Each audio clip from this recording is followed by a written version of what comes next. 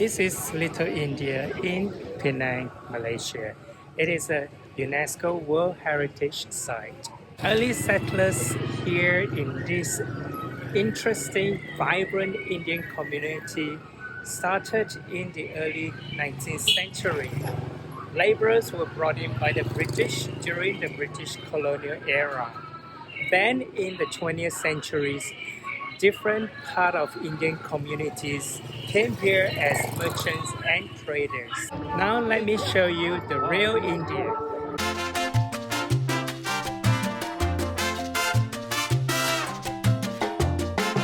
Welcome to Ahmedabad in Gujarat. It is called Amdavad by the locals. To get here, I flew an Indigo Airlines from Penang and transit in Chennai. It was my first trip to India and I was traveling alone. This is what it is like walking on the roads in Ahmedabad. And the thrilling experience riding on an auto rickshaw, an Indian version of Thailand's famous tuk-tuk.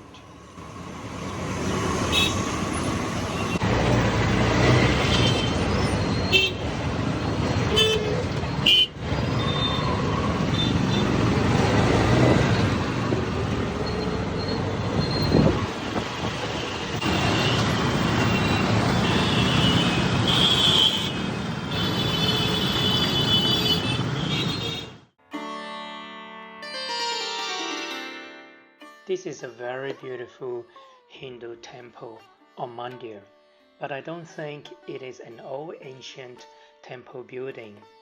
It is located at a site that serves as an international headquarters of the Bab's Swaminarayan Sanstha.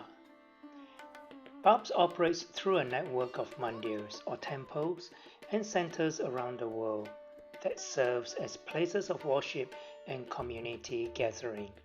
This temple has very detailed, intricate carving on the walls and columns. They are so beautiful to look at.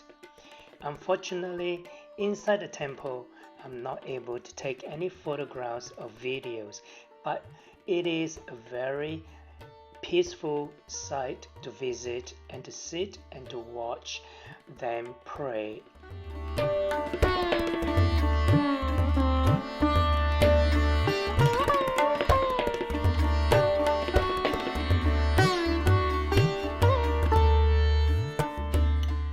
Adalaj Stepwell is a 5-story monumental structure built into the ground of sandstones in an octagonal shape supported by a huge number of columns. It has wonderful carvings carved into its walls and columns. The stepwell is as monumental as its story.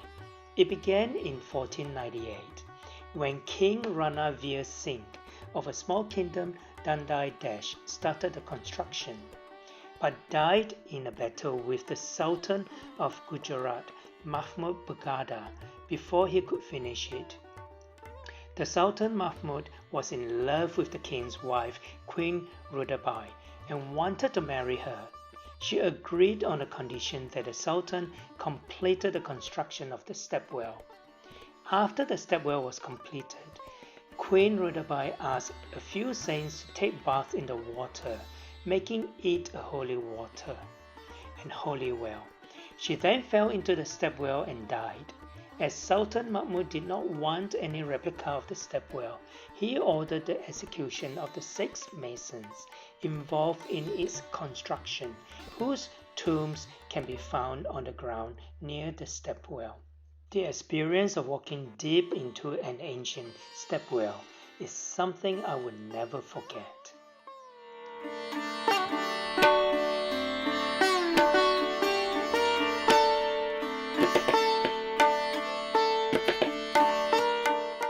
Hutheesing Jain Temple was built in 1848. It is a remarkably elegant temple created out of white marble.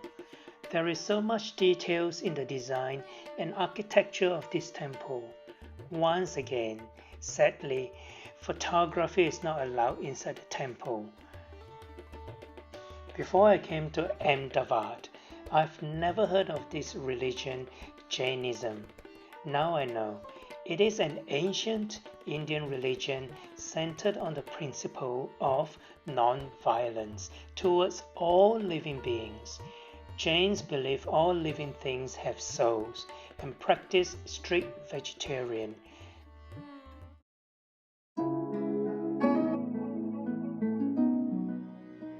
This is a heritage walk in the old city of Ahmedabad. The walk starts at the historical 19th century Swaminarayan Mandir Kalupur, built in 1822. We then walk through different poles of the old city, exploring the historic residential neighborhoods and their intricately designed wooden havelis. Pole is a traditional residential cluster of closely packed houses with narrow, winding streets. It is a closely knitted community from similar culture, religion, and tradition. This is an example of Jain neighborhood.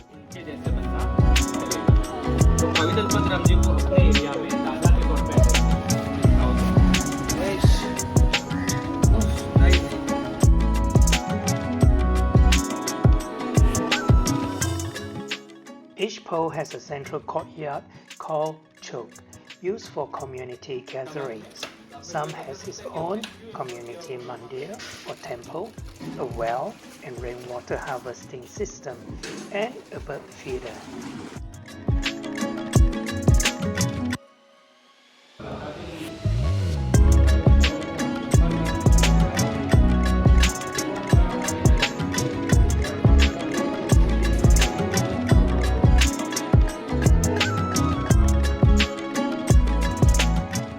Some pole even has its own secret passage like this one, as an escape route from their enemies in the olden days.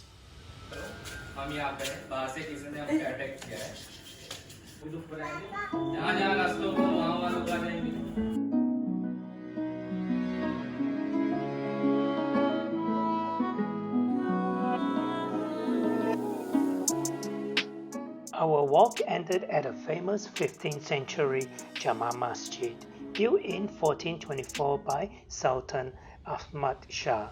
It is a significant Islamic place of worship, known for its blend of Hindu and Islamic architectural styles, constructed of red stone and marble. Amdavad Ni Gufa is an underground art gallery and exhibition space. When I was there wasn't anything happening. The interior murals were painted by the legendary Indian artist M.F. Hussain, one of the most internationally recognized Indian artists of the 20th century. Known for his expressive style, bold colors inspired by Indian culture.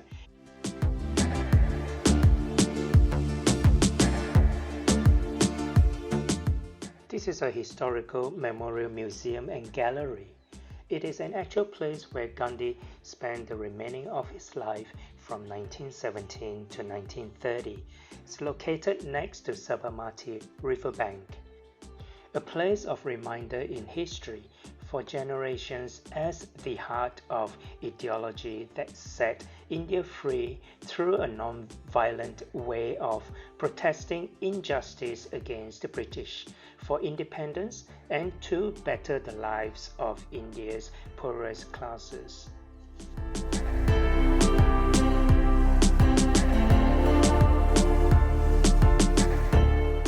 It is a small public museum with a collection of ancient Indian treasures, Jain paintings and arts, and ancient coins collection. The building itself is a concrete grey building. This is a private museum in a colonial mansion with fine collection of Indian paintings and arts and a separate building on indigo arts. If you're lucky, you might spot some peacocks. Sadly, no photography allowed inside both museums. This is the best shopping mall in Ahmedabad for some shopping therapy with well-known international and local brands. high-end restaurants, a food court and a small Western-style supermarket. I have been very fortunate with the food and places I have tried in Ahmedabad. I didn't get sick with the food and drink, which was my biggest concern. I was careful with where I ate. Oswal is one of my favorite local Gujarati restaurants. Good food, good value and service.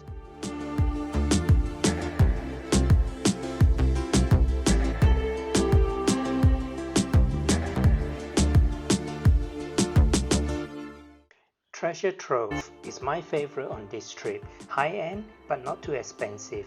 Best Northern Indian food I've had for a long time.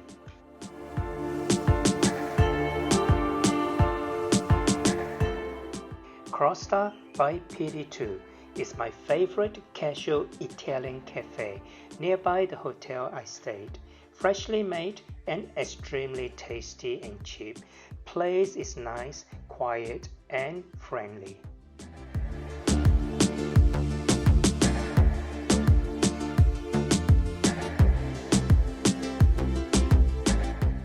Lastly, I had to try Jamie Oliver's kitchen at the Palladium Mall.